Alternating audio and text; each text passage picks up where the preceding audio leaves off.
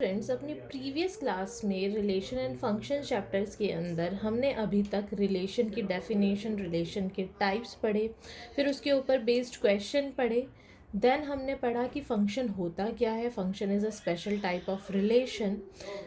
And अपनी last class में हमने पढ़ा कि रिलेशन एंड फंक्शन की रियल लाइफ में क्या सिग्निफिकेंस है, हम क्यों पढ़ते हैं, what is the importance of relation and function, how it is used in our real life.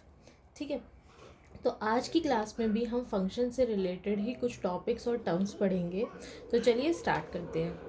पहली चीज़ जो अब आज हम पढ़ेंगे इज़ दैट कि अगर हमें दो सेट दिए हुए हैं A to B, where A has m elements and B has n elements, then the number of function exist from A to B is n to the power m। Suppose हमारे पास दो set है ए and B, ए के element है ए and B के element है 1 2 and 3। तो कितने function exist करेंगे कितने फंक्शन एग्जिस्ट करेंगे ए टू बी, वो होंगे n to the power n. का कहने का मतलब है जितने एलिमेंट्स बी में हैं उसकी पावर जितने एलिमेंट्स ए में है, विच इज इक्वल्स टू 9। अब देखिए, समझने की कोशिश कीजिए। ए में हमारे पास दो एलिमेंट्स हैं, बी में हमारे पास तीन एलिमेंट है। फंक्शन की कंडीशन क्या होती है? फंक्शन की कंडीशंस ये होती है कि कोई भी रिलेशन और a subset of a Cartesian product A cross B is said to be a function if every element of A comes in at least once in the ordered pair element of F. ठीक है, और it is related to a unique point और a unique element of B. यानी कहने का मतलब है कि अगर हम इन दोनों के बीच में फंक्शन निकालें तो पहली बात, फंक्शन में दो एलिमेंट होंगे। कैसे पता हमें दो एलिमेंट होंगे? क्योंकि हमने फंक्शन की कंडीशन से कहा था कि जितने भी एलिमेंट हैं ए के वो सारे यूज होने चाहिए ऑर्डर्ड पेयर के सेट एफ में। तो एटलीस्ट टू, हर फंक्शन में जो भी ए से बी तक डिफाइन होगा, function is nothing but a subset. तो हर एक सबसेट में जो कि फंक्शन है, कितने एलिमेंट्स होंगे? टू एलिमेंट्स होंगे। क्यों टू एलिमेंट्स क्यों होंगे? क्योंकि हर एक एलिमेंट ए का यूज होना चाहिए ऑर्डर्ड पेयर एलिमेंट में। और दूसरी कंडीशन क्या थी कि वो एक ही बार यूज हो सकता है, यानी ये रिपीट नहीं होंगे ए के एलिमेंट। तो यहाँ से हमारे पास क्या आता है कि हर फंक्शन जो कि ए टू बी डिफाइन है उसमें दो एलिमेंट होंगे ऑर्डर्ड पेयर के। ठीक है, वो ऑर्डर्ड पेयर के एलिमेंट किस तरह के होंगे? A1 B2 इस तरह के, A1 B1 इस तरह के, ये सारे सबसेट हो जाएंगे ऑर्डर्ड पेयर के। अब यहाँ पे देखिए, जो हमारी कंडीशन थी वो किस पे थी? ए के एलिमेंट्स पे, बी के एलिमेंट्स पे तो नहीं थी। यानी बी के एलिमेंट्स क्या थे? वो रिपीट हो सकते थे, है ना। तो देखा जाए तो हर एक एलिमेंट ए का कितने टाइप से रिलेट हो सकता है? 3 टाइप से। यानी ए जो है वो एक फंक्शन में आ सकता है 1 के साथ, या फिर ए जो है वो एक फंक्शन में आ सकता है, ये सेपरेट सेपरेट फंक्शन में होंगे एलिमेंट, सेम फंक्शन के एलिमेंट नहीं होंगे क्योंकि ए रिपीट नहीं होता है सेम फंक्शन में। यानी किसी फंक्शन में एक एलिमेंट A1 आ सकता है, किसी फंक्शन में एक एलिमेंट A2 आ सकता है, किसी फंक्शन में एक एलिमेंट ये हो सकता है। सेकेंड एलिमेंट भी 3 टाइप से रिलेटेड होगा इसका। यानी सेकंड जो एलिमेंट होगा वो क्या होगा? सेकंड एलिमेंट या तो B1 हो सकता है, या फिर B2 हो सकता है, या फिर B3 हो सकता है। यानी फर्स्ट एलिमेंट इनमें से कोई एक और सेकंड एलिमेंट इनमें से कोई एक। यानी फर्स्ट एलिमेंट के कितने ऑप्शन है हमारे पास? 3। और सेकंड एलिमेंट के कितने ऑप्शन है? 3 अंडर F। यानी हमारे पास टोटल कितने फंक्शंस बनेंगे? 3 to the power 2 which is equals to 9। और वो किस तरह के होंगे? चलिए यहाँ पे लिख भी लेते हैं कौन कौन से फंक्शन होंगे वो। A1 can be related to B1, एक फंक्शन ये हो गया। Then A1 can be related to B2, एक फंक्शन ये हो गया। A1 can be related to B3, है ना। सिमिलरली एक फंक्शन ये हो गया, सॉरी a1 ऐसे लिखते हैं, a comma 1 ordered pair of b3, ठीक है। और क्या हो सकते हैं, a2 related to b1 and so on. इस तरह से अगर आप देखेंगे तो टोटल 9 फंक्शंस एग्जिस्ट करेंगे, यानी 9 सबसेट होंगे a क्रॉस b के, जो कि फंक्शन की कंडीशंस को सेटिस्फाई करेंगे। क्लियर है ये चीज़? यानी number of function from a to b where a has m elements, b has n elements is n to the power m। ये बहुत ही इंपॉर्टेंट पॉइंट है, आप याद रखिएगा, एग्ज़ाम में कई बार पूछा जा चुका है। और आगे अगर आप प्रैक्टिस या प्रिपरेशन करते हैं अपनी अनदर एग्ज़ाम्स की, जैसे आईआईटी की, जी की, नीट की, तो ये कुछ क्वेश्चंस है, ये कुछ कॉन्सेप्ट है छोटे छोटे जो याद रखने होते हैं, और वो ट्रिक क्वेश्चन सॉल्व करने में हमें हेल्प करते हैं। चलिए नेक्स्ट कॉन्सेप्ट पे चलते हैं। हमारा नेक्स्ट कॉन्सेप्ट है real valued function and real function. चलिए डिफाइन करते हैं ये दोनों होते क्या हैं। If a function f is defined from a to b, ठीक है, is called real valued function if b is a subset of real numbers, ठीक है। अगर हमारा जो कोडोमेन है वो एक सबसेट है रियल नंबर्स का, तो हमारा जो फंक्शन होगा a to b is called real valued function. And if both a and b are the subset of r, then we called f is a real function, ठीक है। अब अगर कहीं भी क्वेश्चन में आता है f is a real function, तो आप समझ जाइएगा कि जो सबसेट लिए हैं हमने a and b, they both are either the subset of r और r इटसेल्फ। यानी अगर f r to r defined है, then also f is a real function. और रियल वैल्यूड फंक्शन का मतलब क्या है कि अगर हमारा जो कोडोमेन है that is a subset of r, then we called it real valued function. हमें पता है जब भी हम किसी प्लेन पे कोई पॉइंट लोकेट करने की कोशिश करते हैं तो हम उसका डिस्टेंस देखते हैं एक्स एक्सिस से और वाई एक्सिस से। सपोज मुझे एक पॉइंट दिया हुआ है 2 3, तो how would I plot a point 2 3? मैं इसका डिस्टेंस देखूंगी वाई एक्सिस से, which is on the x axis. यानी एक्स एक्सिस के जो पॉइंट होते हैं, it is nothing but the distance from the origin, which is 2 unit.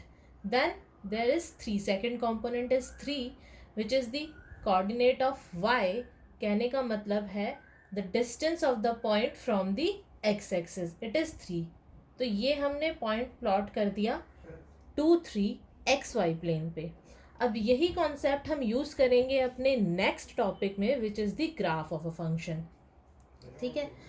अगर हमें ग्राफ किसी फंक्शन का प्लॉट करना होता है तो हम क्या लेते हैं, उसके एटलीस्ट 2 पॉइंट्स हम लेते हैं, सपोज ये दोनों, और फिर हम उनको ज्वाइन कर देते हैं, तो हमारे पास ग्राफ आ जाता है किसी भी लाइन का या किसी भी कर्व का। इसी तरह से हम ग्राफ ड्रॉ करेंगे फंक्शन का, ठीक है। फंक्शन का ग्राफ होता क्या है, चलिए समझते हैं। The graph of a function consists of points whose coordinates are x, y, satisfy y is equals to fx for all x belongs to domain of f। अब देखिए, ग्राफ अगर हमें किसी फंक्शन का प्लॉट करना है तो हम उसके एलिमेंट्स लेंगे। उसके एलिमेंट्स किस तरह के होंगे फंक्शन के, ऑर्डर्ड पेयर में x y, where y is the value of the function at x. तो हम उसको कैसे लिखते हैं, y is equals to f x. कहने का मतलब है y is a value of the function at x for all x belongs to the domain of f। Clear है? तो हम जब भी किसी रियल फंक्शन का ग्राफ लेते हैं तो उसके पॉइंट्स क्या होंगे, इस तरह से, ठीक है। Where second point is the value of the function at the first point. जो ग्राफ हम प्लॉट करेंगे इन पॉइंट से, that is the graph of a real function. Why it is of real function, क्योंकि एक्स और y हम real numbers लेते हैं, number lines, it is vertically और हॉरिजॉन्टली जो हम लाइंस लेते हैं it consist of real numbers. So it is a graph of a real function जिसके फर्स्ट पॉइंट जो है ए से आ रहे हैं, that is A is a subset of real number and B is also a subset of real number. ठीक है, तो ये हमारे जो पॉइंट्स हैं ये इसके हैं ए क्रॉस बी के, where A and B are contained in R. So it is the graph of a real function. Where how can we plot it? with the help of its element which of the type of x y, and y is equals to value of the function at x.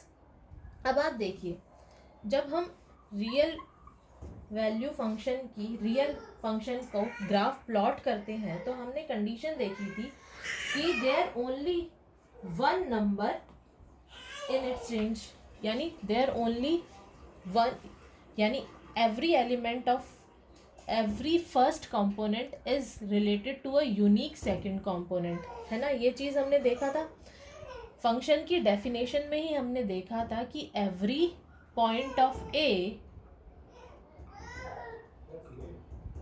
point of domain of f is related to a unique point of range of f. ठीक है, कहने का मतलब है for a given x there is only one point y which satisfy fx, है ना. यानी value of the function at x is equals to y, it is a unique point y for every x. Geometrically इसका मतलब ये है, अगर हम एक वर्टिकल लाइन ले x is equals to A तो वो फंक्शन के ग्राफ को एग्जैक्टली वन पॉइंट पे कट करेगी. वन पॉइंट पे कट करने का मतलब है कि उस पॉइंट पे उसका सिर्फ एक ही सॉल्यूशन होगा, दो सॉल्यूशन नहीं एग्जिस्ट करेंगे, because there is a unique point y which satisfy the function at that point. ठीक है, यानी अगर कोई ग्राफ हमें दिया हुआ है सपोज इस तरह से, और हम एक वर्टिकल लाइन ड्रॉ करते हैं, ये इस ग्राफ को कितने पॉइंट पे कट करती है? ओनली वन पॉइंट पे. तो it is a graph of a function. But अगर हमें इस तरह से कोई ग्राफ दिया हुआ है, ठीक है, अब मैं एक वर्टिकल लाइन ड्रॉ करती हूँ, it cut at two points, यानी एक्स पे फंक्शन की दो वैल्यूज़ आ रही हैं, एक ये और एक ये, सॉरी ग्राफ की दो वैल्यूज़ आ रही है, इस कर्व की दो वैल्यूज़ आ रही है इस पॉइंट पे. तो क्या ये पॉसिबल है? नहीं. तो ये जो ग्राफ हुआ वो फंक्शन का नहीं है. ठीक है, इससे हम एक टेस्ट पे आते हैं जिसे कहते हैं वर्टिकल लाइन टेस्ट.